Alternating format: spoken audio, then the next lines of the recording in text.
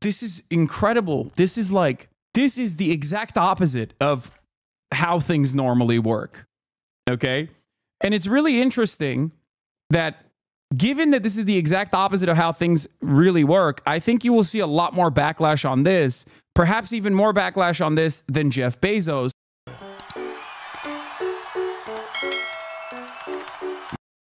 Even if her dad actually made this decision in a pro-Trump fashion, it is very cool that she's now cooking him a little bit and simultaneously associating this like massive media coverage worthy decision with a pro-Palestinian anti-side moral position. This will absolutely change the dynamic a little bit. Still worth mentioning that it's overall a net negative because that means the editorial team of a major newspaper is actually in the pocket, but a billionaire's daughter got in the way. She might be the only exception to an overall unfortunate situation. No, I agree. I would love to talk to this person. I would love to get in contact with this person. I'd love to talk to them. They seem fucking dope. So,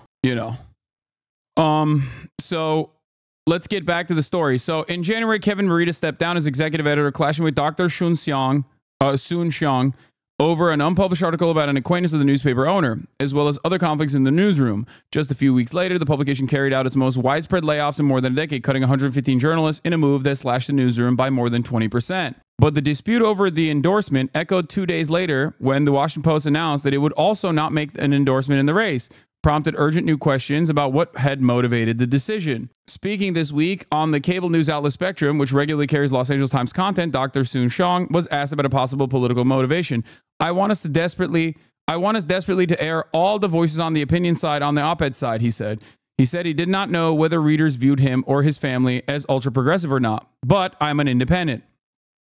In an interview with one of his own reporters on Friday, Dr. Soon Xiong said that his stand was not based on any single issue, nor did he intend by withholding an endorsement to favor either Ms. Harris or Mr. Trump.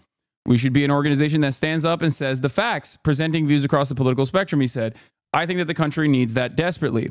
Several senior editors of the Times said they were not briefed on the reasons for Dr. Soon Xiong's decision, but they noted that he had often been critical of the Biden administration, had boasted of having dinner with Mr. Trump after he won the presidency in 2016, and often has approvals pending with the Federal Food and Drug Administration. They speculated that he may have been hedging his bets over a range of issues. One person potentially in a position to know was the publication's current executive director, Terry Tang, who replaced Mr. Morita. In a departure from the practice of the most major news organizations, which have a clear organizational separation between news and opinion, Ms. Tang, who had been the publication's editorial page editor, took on oversight of both departments when she became the executive director. Ms. Tang previously served as an editor at the New York Times for 20 years. Ms. Tang did not respond to requests for comment and did not appear to have addressed the staff over the issue. Mariel Garza, who was the paper's editorials editor and who resigned in protest on Tuesday, said that she had been caught completely off guard. Dr. Soon Xiong, she said, had been told in late September the board planned to endorse Ms. Harris, an unsurprising choice given the Times' past criticism of Mr. Trump and his generally liberal editorial stances. Ms. Harris, who is originally from the Bay Area, has been married for more than a decade to a Los Angeles entertainment lawyer, Doug Emhoff, and has kept a home in the upscale West Los Angeles neighborhood of Brentwood. Oh, damn, she lives in Brentwood? Brentwood is beautiful. Ms. Garza said she became increasingly concerned as weeks passed without approval of the endorsement from the owner. 2 weeks ago, she said she learned from Ms. Tang that Dr. Soon Xiong had decided against issuing an endorsement. She said Ms. Tang told her that he had not given her a clear rationale for the decision. Ms. Garza, who was the first person to resign on the editorial board, said she felt no choice but to resign in protest. Used to rent in Brentwood? Yeah, my living circumstances in Brentwood were quite different than I suspect Kamala Harris's, let's be real. This is our duty, she said in an interview on Friday. It is in a scary time, and we all need to be brave and not be cowed.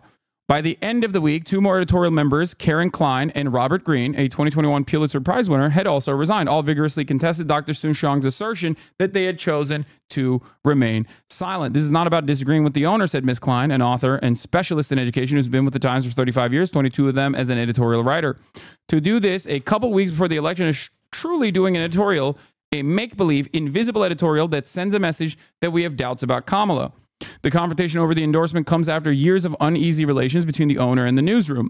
Reporters and editors have chafed at phone calls, emails, and social media postings, offering questions and suggestions about the news coverage from both Dr. Soon-Shiong and his daughter. In the past, she has been critical of the publication's coverage of crime, policing, and Israel's war in Gaza, among other things. Several reporters interviewed described Ms. Soon-Shiong contacting them directly with critiques of their coverage or publicly posting her negative opinions about the stories on social media. A former editor recalled reporters worrying about whether her comments were actually coming from her father. You never know how much Nika is speaking for herself and how much she is speaking for her whole family, the editor said. This is incredible. This is the exact opposite of how things normally work. Okay? And it's really interesting that given that this is the exact opposite of how things really work, I think you will see a lot more backlash on this, perhaps even more backlash on this than Jeff Bezos, who I don't think is motivated by the Kamala Harris, Joe Biden administration's decisions on Israel. Unless Jeff Bezos, given his hatred for MBS and MBS's allegiances with Israel, also weirdly is anti-Israel for some fucking reason, in which case I'm losing my fucking mind. Okay? At that point, it's Joe. You know what I mean? Jeff Bezos, more like Jeff Based. Oh, okay, you're in too deep now. I'm just saying crazier things have happened. Okay? Yeah, she actually defunded the police in West Hollywood. West Hollywood cut a few sheriff's deputies. It fueled a national firestorm on crime. Defunding. This is absolute copium. It's big business making overtures to Trump. That was my initial assessment as well, and that has not changed for Jeff Bezos. I think they see, first of all, a lot of the tech bros, a lot of the Silicon Valley tech bros are fucking insanely pro-Trump, okay? Openly pro-Trump. That's number one. That's something you got to remember, okay? So that is not as shocking to me. That is not as shocking to me in terms of people being like, don't endorse Kamala Harris. And then they just use like the fake, we shouldn't endorse anybody, we're a newspaper type shit, okay? It's like, come on, dude. How did the doctor earn their billions? Biotech. Early in the coronavirus pandemic, Dr. Soon-Shiong wanted medical reporters to investigate connections between COVID-19 and cancer, which many perceived as a story that, if published, would further his business interests. Two people with knowledge of the situation said, wait.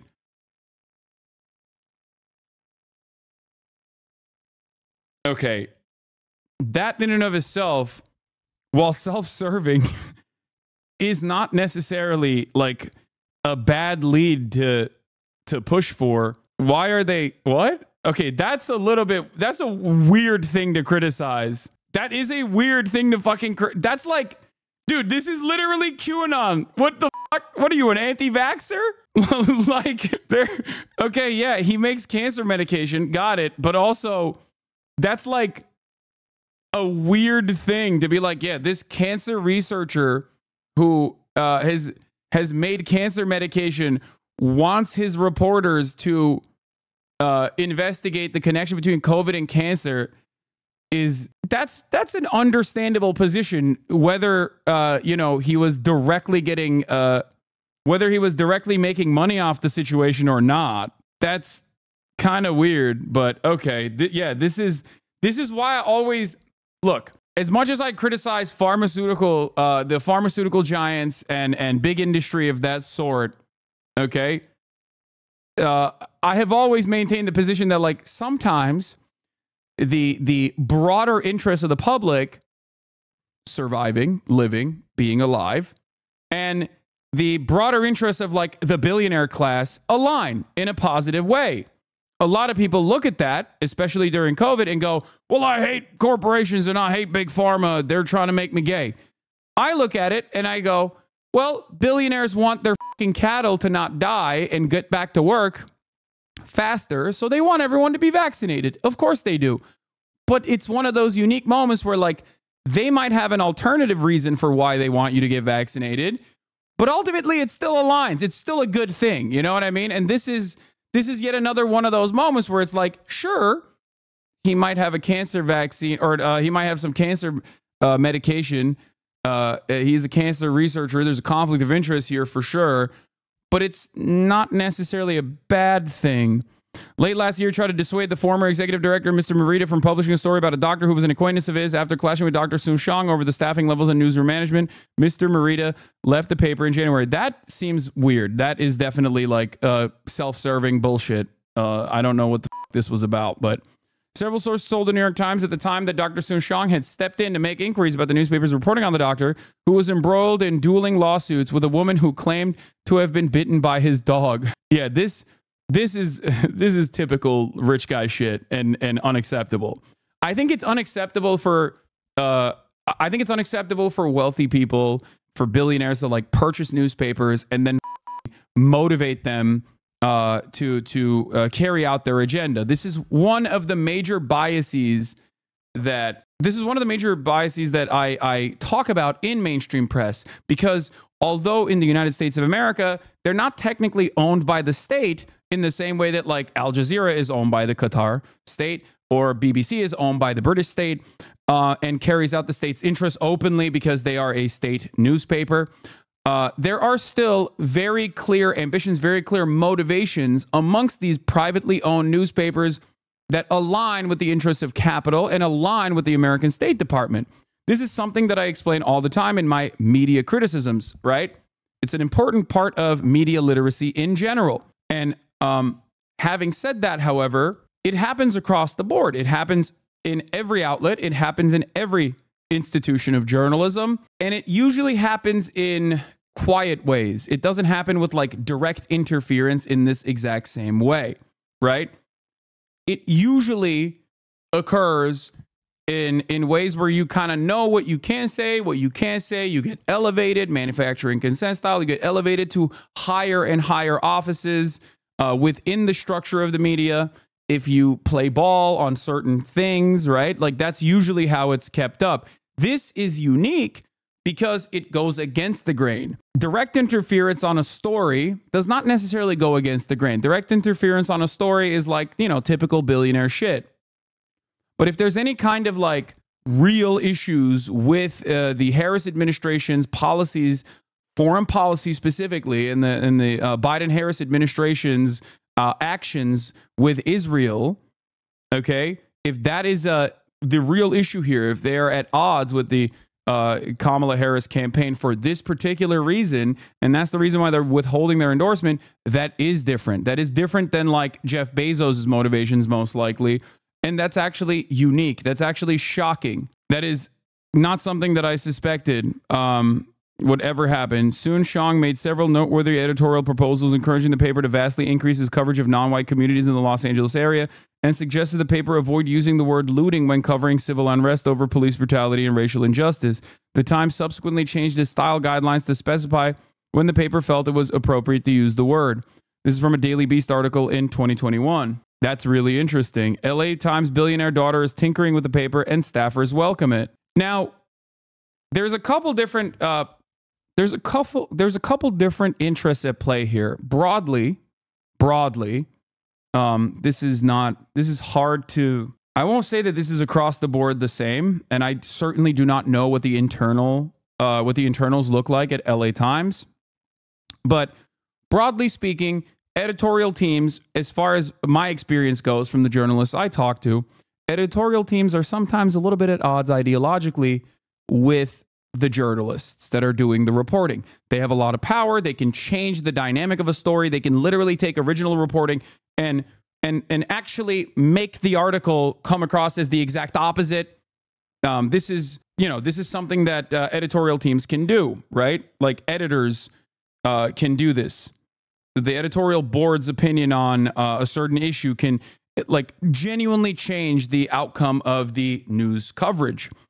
And as far as I've seen, a lot of the lower level staffers and actual journalists are oftentimes, including but not limited to the New York Times even, at odds with what the editors are trying to get out of certain stories in the way that they are trying to massage certain stories.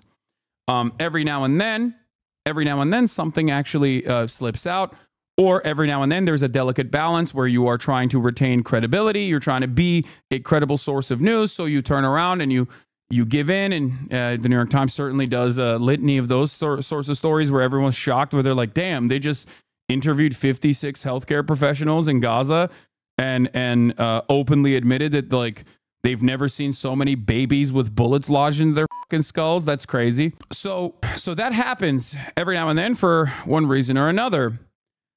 And I think that if this is true, if what I'm seeing is correct, it seems like at least the daughter, Sun Xiang's daughter, definitely has a political perspective that is aligned with ours here in this community.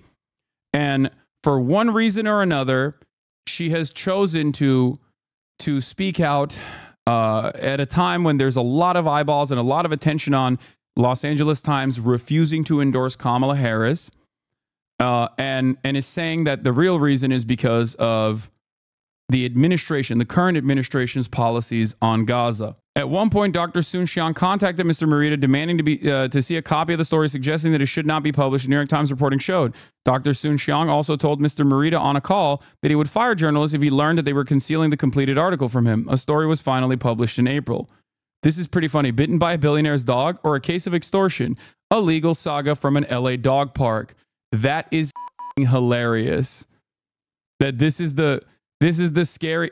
What? This is the scary story that he didn't want people to hear. Dr. Gary Michelson, a 2019 gala for his Michelson Found Animals Foundation in Beverly Hills. Michelson, 75, seems an unlikely antagonist in a dog bite case. After reaching a $1.35 billion patent dispute settlement with medical device maker Medtronic 2 decades ago, he has made a name for himself as a philanthropist in animal welfare and other fields.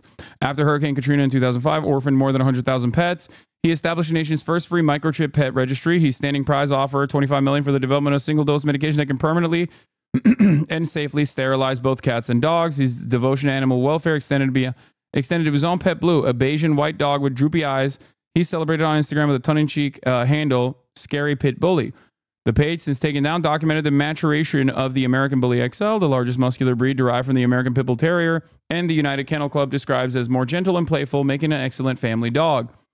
Michelson and Eveling, 37, an immigrant from Sweden, were regulars at Veterans Barrington Park. Oh my God, this is the dog park I used to go to all the time. That's crazy.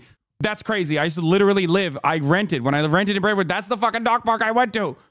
That dog park is fucking cursed, by the way. I want to tell you something really crazy. It's on a VA land, and there's speculation that there was nuclear testing being conducted, and that there might be nuclear radiated bodies being buried there as well. Anyway, that's besides the point. That's some real LA lore right now, but that's crazy. It's a beautiful dog park. It's a beautiful area in general. The incident took place on August 9th, 2022, just outside of a fenced-in dog park on the ball fields where owners let their dogs run free. Eveling in her lawsuit said that she was walking her dog Neo, a Tamascan, when Blue charged her pet, and that she was bitten trying to protect it. She sought treatment that evening at an urgent care clinic, complaining of pain in her left hand from a crush injury and an abrasion on her right elbow, according to medical records. An x-ray found no fractures or vascular injuries in her hand, which was put in a finger split. She was given a tetanus shot and prescribed antibiotics. In messages sent to the Times, Michelson said the records are not evidence of dog bites, claiming instead she might have twisted her finger on her dog's collar and scraped her elbow while falling. He said afterwards he checked on Eveling for days and offered to pay her medical bills. He said that the calls were cordial and she seemed okay. Michelson said she also set up a session at his house with a celebrity dog trainer, Cesar Millan, a longtime friend, to work with Neo and Blue together so that Sandra would feel comfortable at the dog park with Blue around. Aw, it's a beautiful pit. It was to protect the animal. If he's an animal rescuer, he probably was pushing against the article to protect the bully dog. Yeah, probably.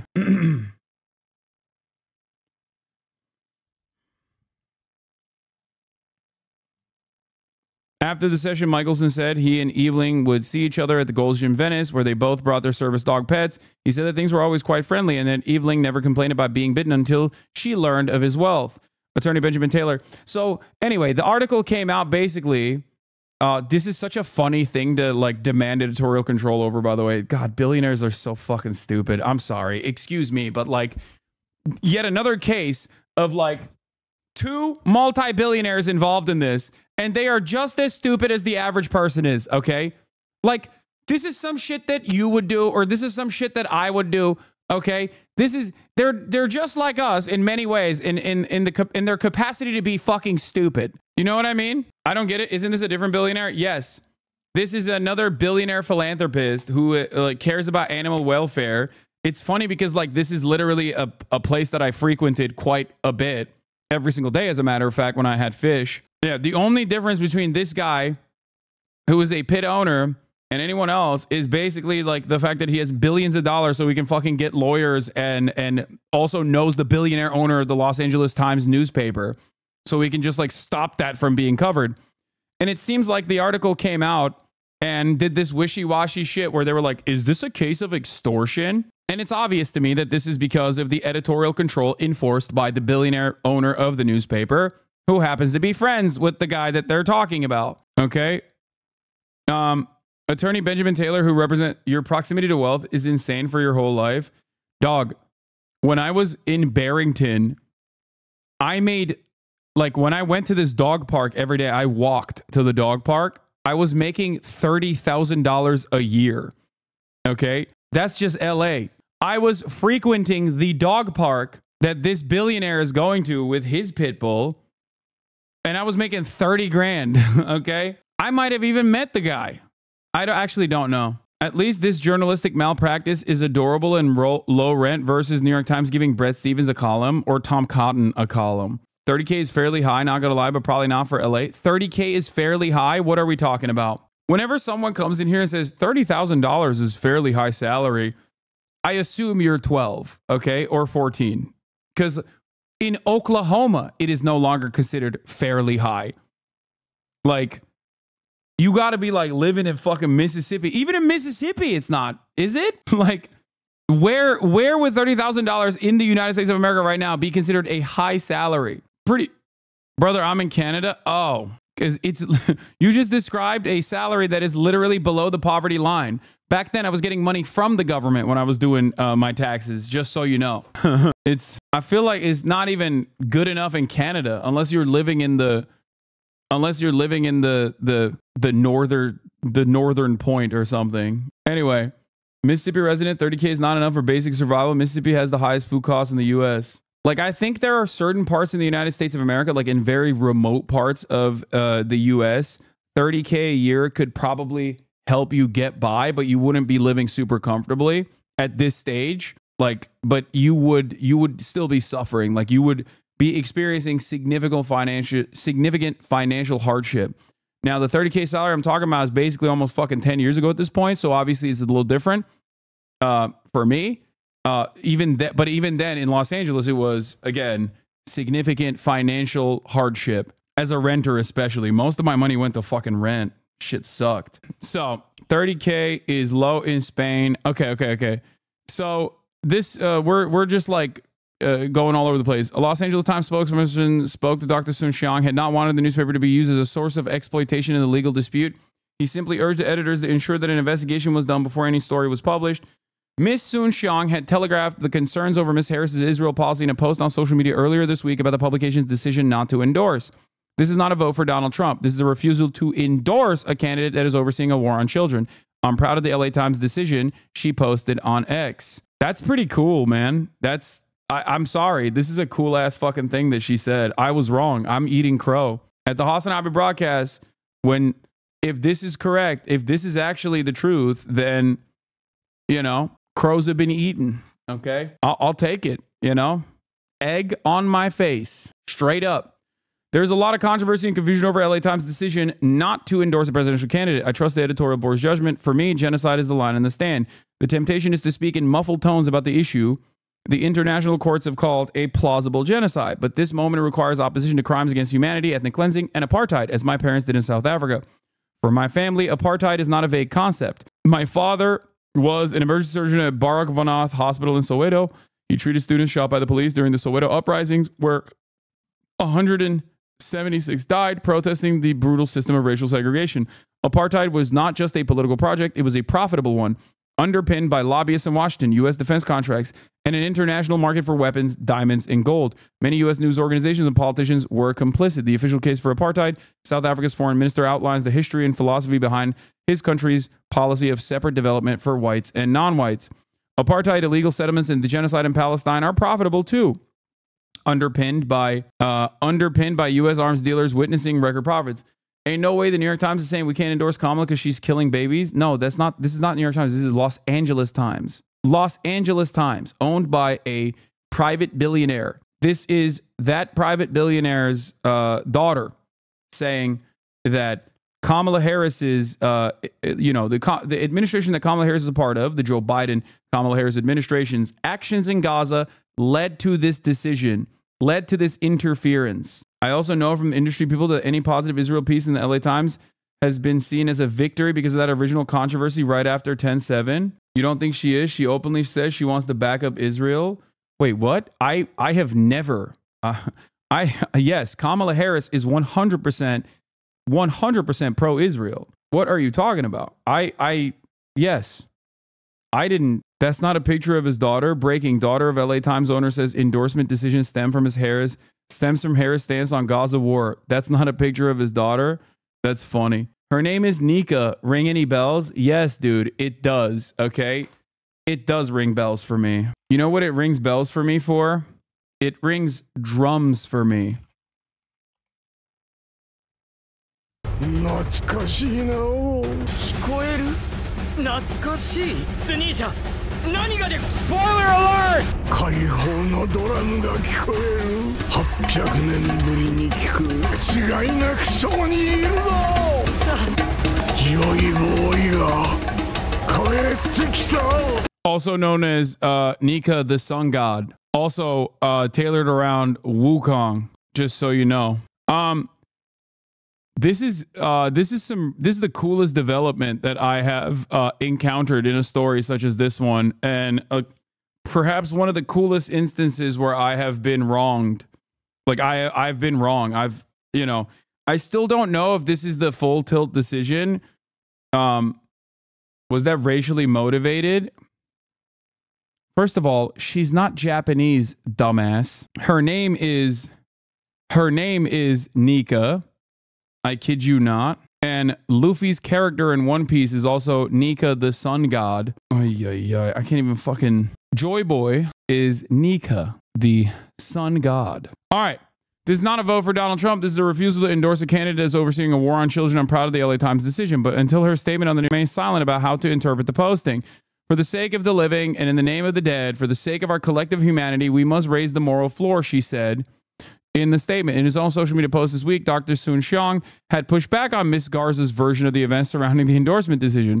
He wrote on X that he had directed the editorial board to compare the policies of each candidate and let readers decide whom to choose. Oh, okay. So Pop Pop is saying that's not the case. It seems like Pop Pop and the daughter are at odds here. He wrote on X that he directed the editorial board to compare the policies of each candidate and let readers decide whom to choose. Instead of adopting this path as suggested, the editorial board chose to remain silent, and I accepted their decision, he said.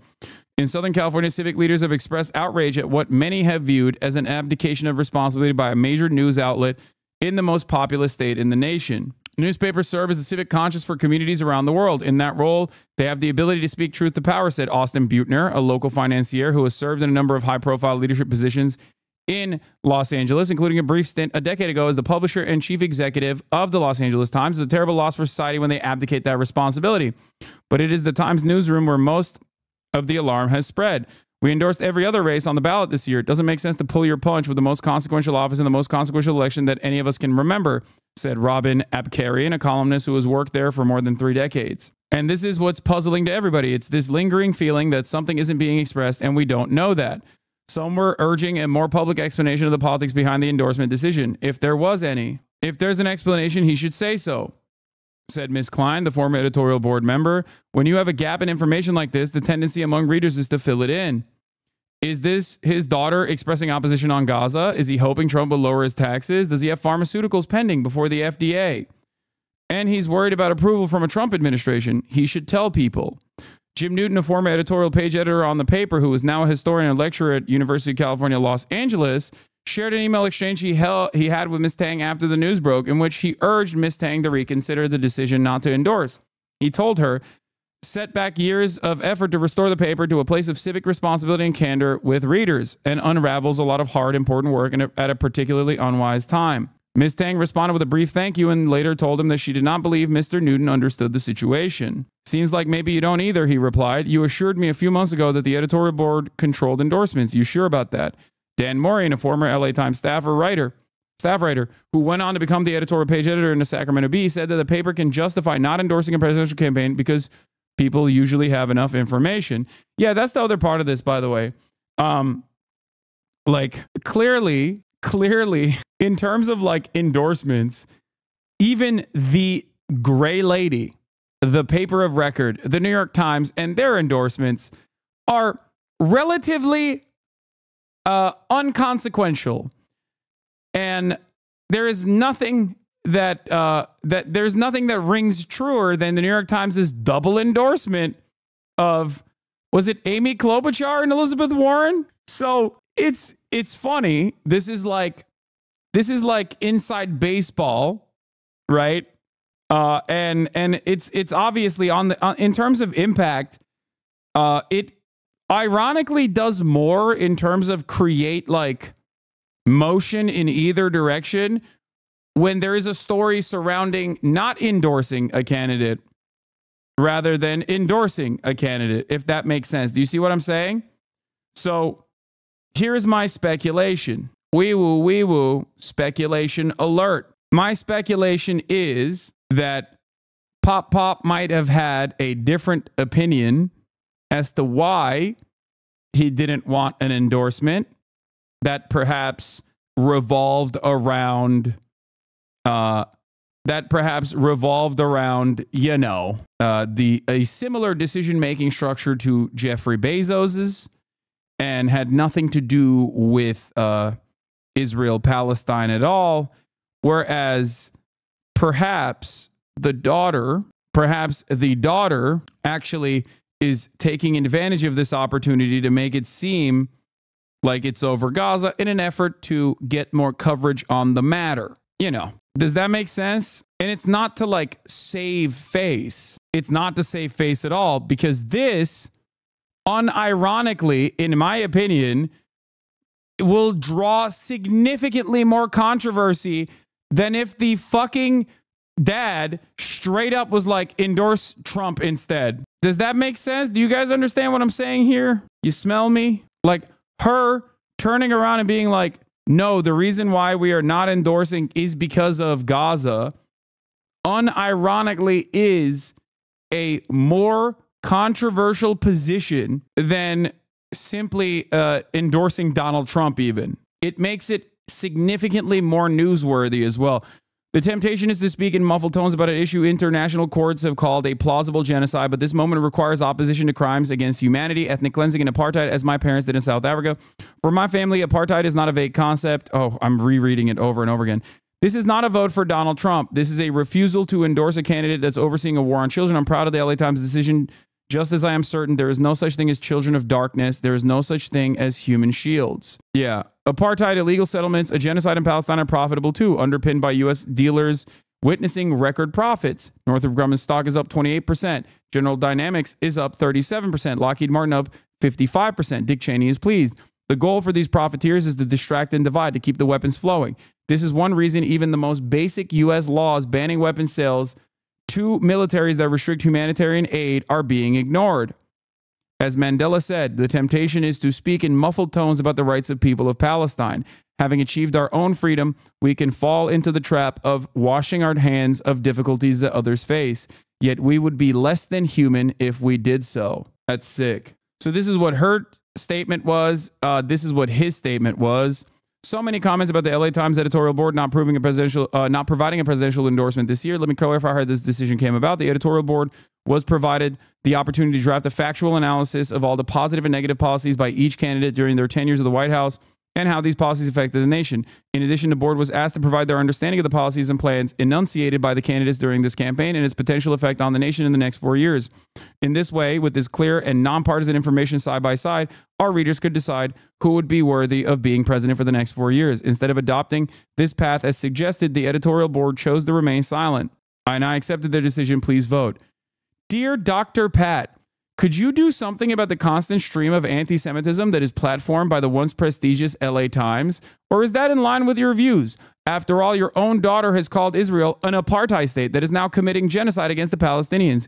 Uber rich, uber woke, uber awful. Well, the source, Nika responds to Visegrad. We have the same enemies. That's cool. The source of this image should be cited. It provides context and offers a unique analysis. From the river to the sea. Sure, sounds good, baby. Want another beer? Did you really think that kind of cute guy really cared about justice for East Timor? The truly talented PJ O'Rourke. Wait, what? She is by standard. What the fuck? Oh, that's gross as hell, dude. Oh, that's so gross. Here's a picture of Nika Soon Xiong, the absurdly wealthy daughter of the owner of the LA Times, a paper which she helped ruin and bankrupt every day with her progressive reporting demands and newsroom interference.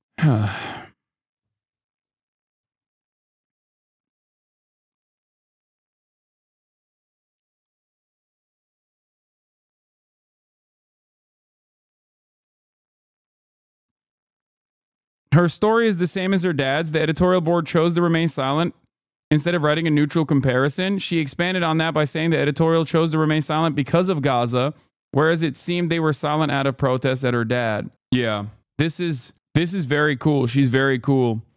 Founder of Fund for Guaranteed Income, PhD candidate at Oxford University of Oxford. She's on the board for the Committee to Protect Journalists and also One Fair Wage. National Council on Equal Education. She is the GOAT. This person is my new favorite person that I have just found out about. Holy shit. And she was literally my public safety commissioner. I would love to interview her. This is not the type of person that you usually experience, but it's very cool. She went to Stanford University, got a master's in African Studies, bachelor's in international relations, and a doctoral candidate. And she's a doctoral candidate at the University of Oxford. You follow her on Twitter? Yeah, I just did. Yeah, I think it's sick. I think it's very cool. Please stop silencing epic rap battles of history. Okay, dude, calm down. We'll get there. What is this? Karina Koff is stumping for Trump. I don't know what kind of problems she had besides a high marginal tax rate like any rich person, but it's super funny to see her stumping for a side that hates everything about how she has lived her life. They want her with 4 kids chomping Valium in the kitchen like it's 1961. Hoping more people see right through the lies, bullshit and propaganda from Kamala Harris and the left. We don't need 4 more years of this shit. Our country's in shambles. And if you think our sitting VP is going to magically fix it, you're dead wrong. Corinna, would you be interested in discussing this over a couple games of Fortnite? Fortnite Fridays is quickly Fortnite Friday, not Fridays, is quickly becoming the internet's most beloved talk show. And we're not afraid to get political. We have mutual friends, by the way. Karina Koff quit OnlyFans, real 9/11. Wait, really? She did? But yeah, this was controversial. Who signed open letter criticizing Israel from covering Gaza. I recall this, of course. This is from Max Tanney at Semaphore, updated November 17th, 2023. It's older reporting from the early stages of Israel's genocide in Gaza. This I remember, I recall, and this I did not like at all. Los Angeles Times is also famous for that one TikTok, on my TikTok, as a matter of fact, where I watched them cover the UCLA student encampments positively and then in real time watch them change the title, if you remember. That was also LA Times. Decisions like that are made by editors, though. Decisions like that are not made by the journalists themselves. And usually what I see in my experience with the, limited access that I have, is that journalists themselves are oftentimes at odds with their editors on this issue. That is what I have encountered. This doesn't mean that there aren't, like, obviously very biased, very pro-Israel reporters. Of course there are, but in terms of like the coverage so far, I think that there is a little bit. I mean, you've seen this with the CBS reporting, if you recall the controversies that took place.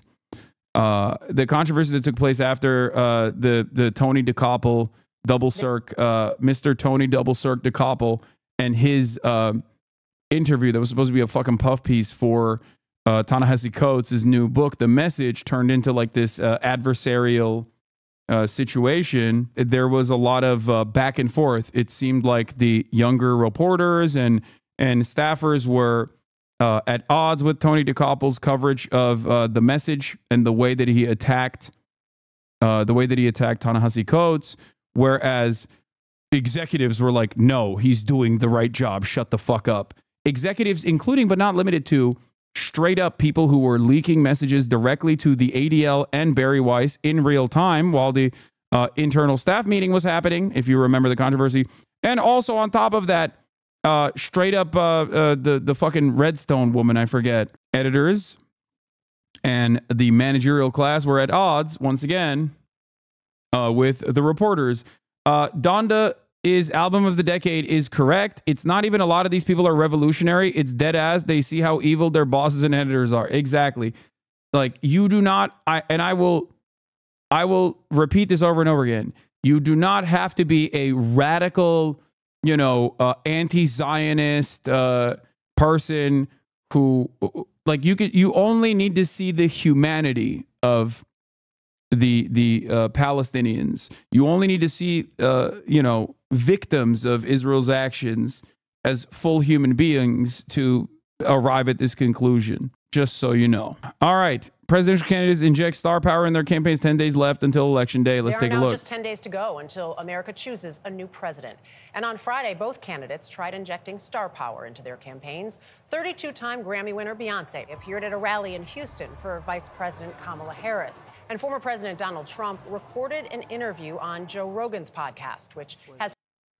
Now Patrick Soon-Shiong is saying the decision not to endorse in the 2024 race was not tied to the war in Gaza, and his daughter's views were her own opinion. Okay, very quick update, very quick turnaround. This is of 10 minutes ago.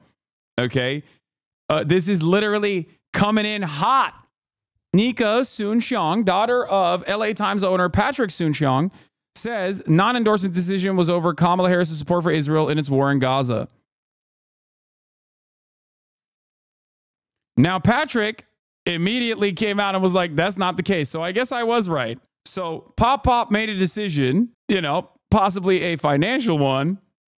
And then her fucking super cool daughter decided to be like, yeah, actually, maybe it's because of Gaza. I love her. She's incredible. She is fucking incredible. Holy shit. Times owner said that his decision not to offer... Okay, so I guess I wasn't eating crow. Turns out I was not eating crow. Turns out my original assessment was correct. Now there's some new shit that is being reported on. I'm ready to put the crow back in my mouth again, though. Okay, I'm ready to put the crow back in my mouth. Who knows? Here's more reporting with sidestepping on the questions from the Papa. Kate is a great reporter. I asked Dr. Soon-Shiong 3 different ways whether Vice President Harris's stance on Israel and the funding of the war in Gaza was a factor, and he sidestepped those questions. He said, there are pros and there are cons, and everybody has a pro and a con. What the fuck?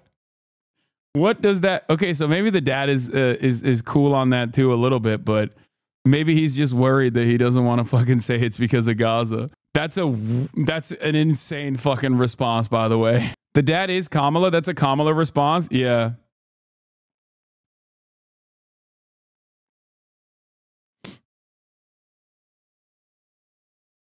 Bring that crow back out. Bring that crow back out. I'll bring it back out. I'll eat it. It'll be the most delicious, most tasty crow I've ever eaten. Okay? Straight up. A lot of us are probably asking, what can we do to help Gaza? But Nika, in fact, does not. What do you mean? Yeah, she's not asking. She's doing, which I respect.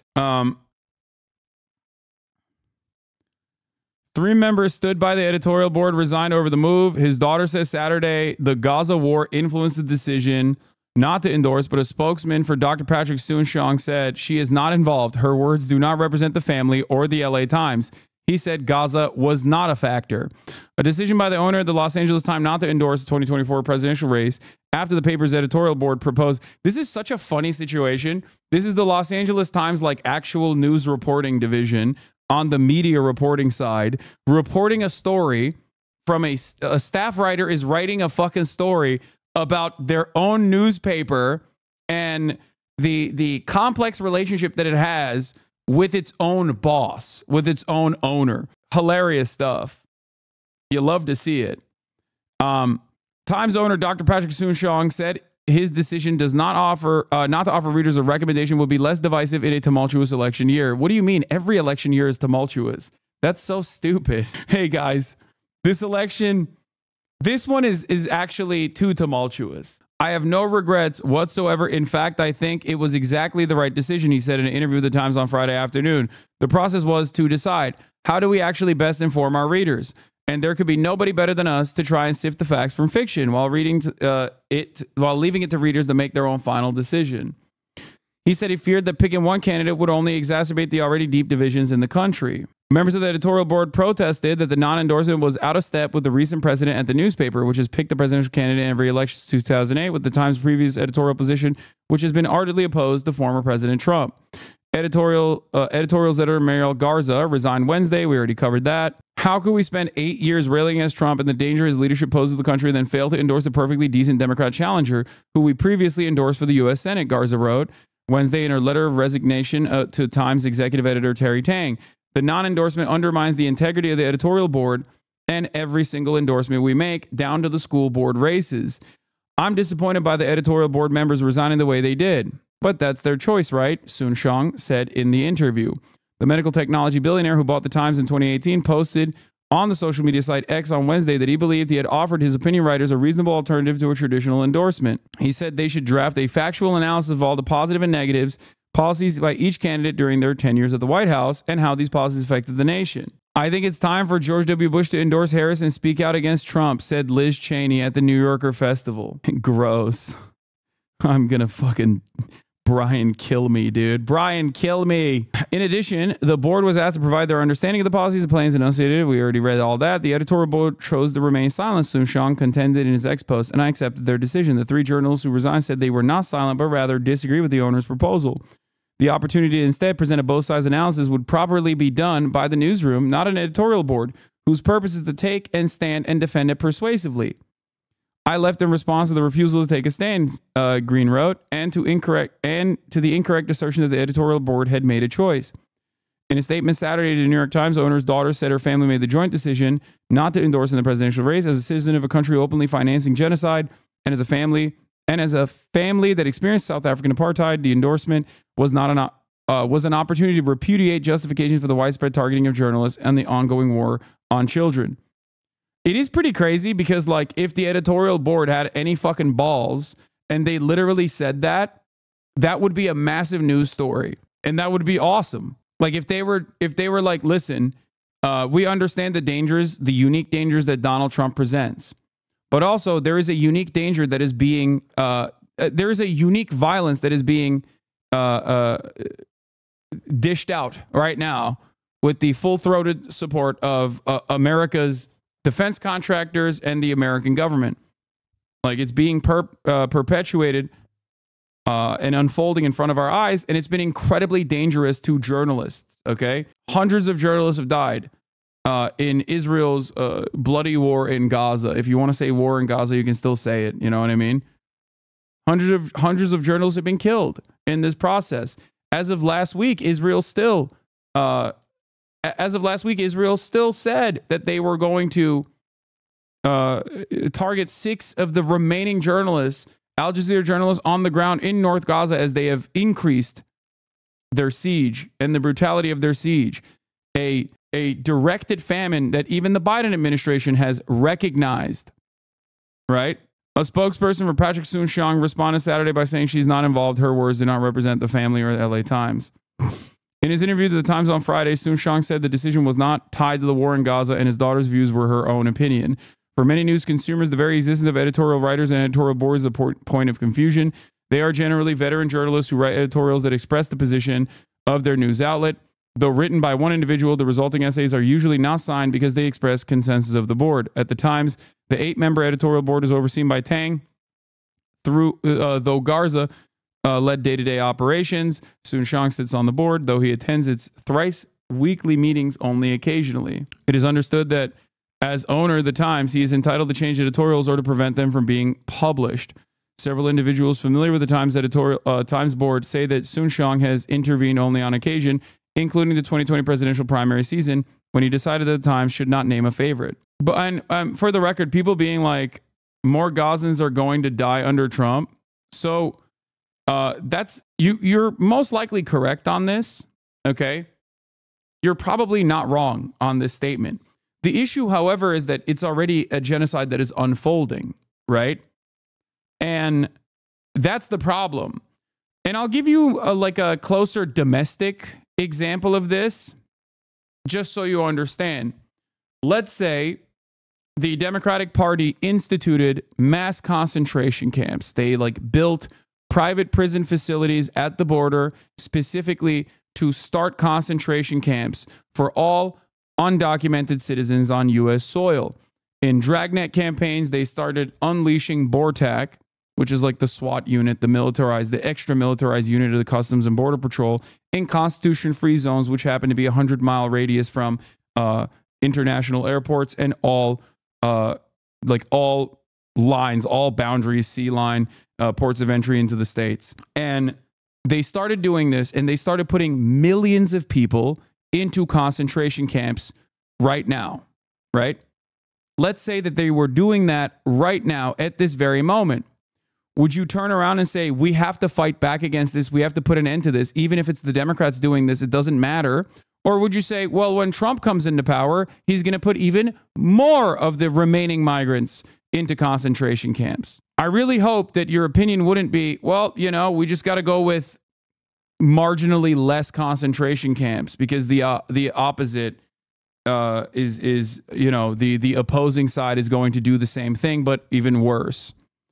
I wouldn't vote for Kamala. I have separate issues, but I just can't help but think that not voting directly would help if a single issue voter on this.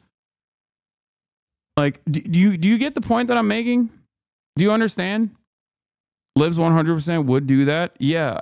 It's just that the idea that as long as you remain 98% Hitler, you always deserve the votes for fear of 99% Hitler is horrifying. Yeah. But that is the underlying principle behind the lesser evil voting. I do not want Donald Trump to win, because I do believe that Donald Trump will try to do a lot of the things that he said he is going to do. Even attempting to do some of the things, half the things that he said he's going to do, would be genuinely devastating for the lives and livelihoods of tens of millions of Americans. That is the reality. That is also partially, or not even partially, that's entirely why I am so critical of the Kamala campaign. That is also why, on top of that, I am so critical of the Joe Biden administration. The reason is because I don't want Trump to win, and I think she's running a fucking dog shit campaign across the board.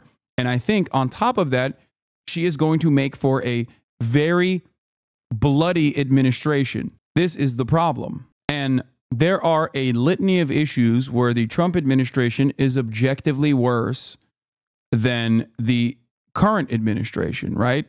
Labor restrictions, destroying the regulatory agencies. And I fear, I see what is happening in America with the decision to undermine the EPA, for example, from the Supreme Court. That came from Trump's Supreme Court appointments, right?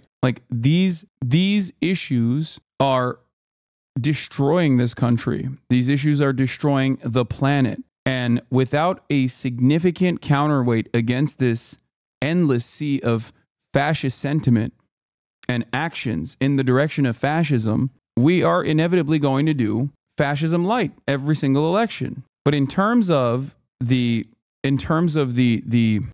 current situation, in terms of recognizing what is happening, okay, the genocide in Gaza, the bombing campaigns in Lebanon, all of that is in the hands of the Biden administration.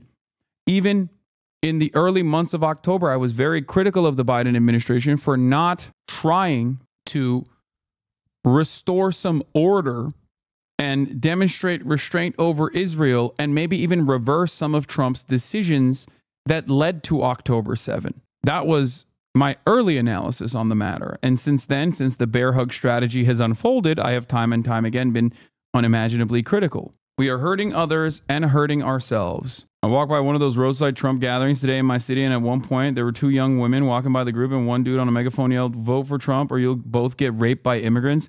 These people are just so gross, man. And these people being so gross genuinely might be the reason why Kamala pulls it off. and not her dog shit campaign. Yeah, no, I think that this has turned into Trump's race to lose once again. And the reason for why I still suspect he will lose is that I think that there are, like, I'm more worried than I was before, for sure. Because, like, for months after the DNC, I told liberals, like, fear not. I still think that Kamala has a pathway to victory. Okay? But months and months and months have gone by as they have run an objectively awful campaign, an awful strategy. And I think that that awful strategy has caused this race to be unimaginably close. I still fear that if Kamala Harris does not retain the usual likely Democratic Party voters in the fucking urban areas, black and brown people, and specifically younger voters, that she is not going to be able to pull off enough of the white, college-educated, or just simply white suburban voters in these key districts and pull off a electoral victory.